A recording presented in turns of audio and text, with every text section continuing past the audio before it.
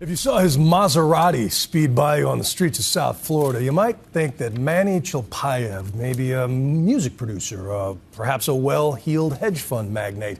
Only the most cynical among us, or maybe staunch movie fans, would suspect he's an infamous criminal accused of conspiring to kill a rap star. We now return to ABC's chief investigative correspondent Brian Ross in a case that is truly stranger than fiction.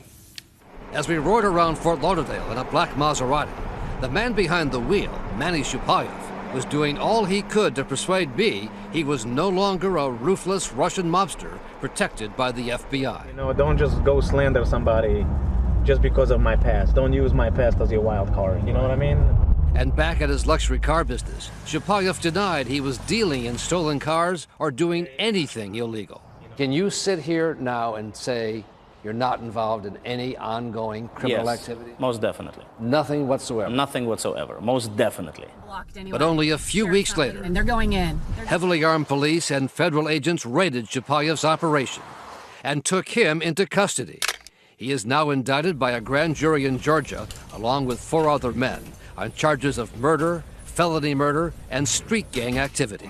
In possession of a firearm by a convicted felon. The murder victim was Melvin Vernell, a popular Atlanta rapper using the name Lil Fat. Lil Fat was murdered in June of last year, outside the hospital where his fiancée was about to give birth. He was shot multiple times next to his car in the parking deck. Authorities contend that at the same time Chilpayev was serving as an informant for the FBI, he helped arrange the murder of the rapper by tracking the victim's vehicle for the accused triggerman with a GPS device. This defendant actually tracked the vehicle on over 11 occasions and provided that tracking information to the other 2 defendants who ultimately killed and shot the victim there at the hospital. In court last week in Atlanta, Chilpayev's lawyer, George Plamides, said his client was not involved in the murder and that as an FBI informant, he had kept his FBI agent and handler fully informed. Everything goes through the handler. And so basically the handler delivered Manny to the FBI headquarters and he debriefed him. And he told him everything that he knew about the tracking devices. But then the prosecutor said, in fact, Chilpayev had essentially conned the FBI by lying about his involvement to his handler. And he went into the FBI on July 30th of 2012, some 6 weeks after our victim was murdered. And he lied to the FBI. He lied to federal agents. He did not cooperate with the state.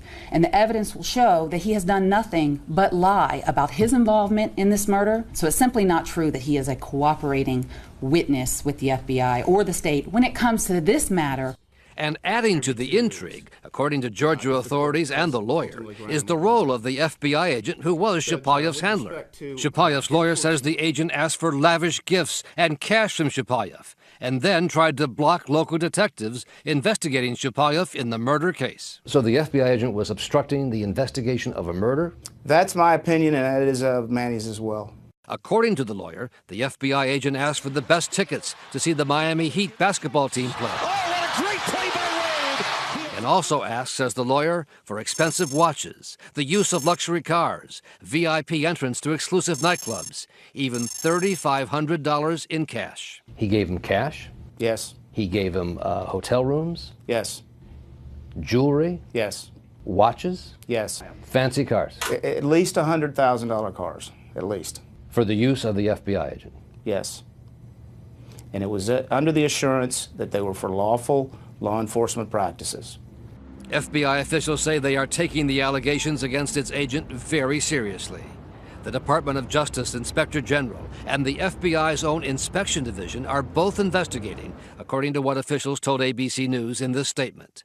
Be assured that the FBI holds every one of our 36,000 employees to the highest standards, and when an allegation of misconduct arises, it is taken seriously and addressed, the statement reads. It would hardly be the first time an FBI agent and an informant have been accused of crossing the strict legal lines.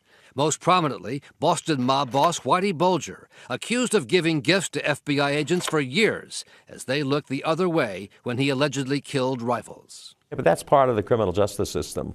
You know, there are thousands of people in the witness protection program who were very serious criminals, and now they have new identities and they have new jobs, and many of them turn their lives around. The bad part is, on occasion, it doesn't work. I knew that Manny Shalpayev would be out on the street after the cases were over. You got it? He was a player. He was a street guy.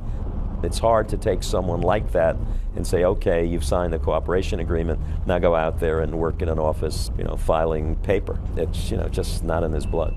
Manny Shalpayev says being an FBI informant had nothing to do with his life of luxury and fast cars, that he would have been better off serving his time in prison. I don't think I got a better end of the deal, Being the situation reversed, I would have took my chances. I would have probably got convicted, but I would have probably served my time and not lived the life that I'm living now. Why do you call it that? Why do I call what? Why is your life so objectionable to you? The one reason, me and you are sitting here talking. That's one reason.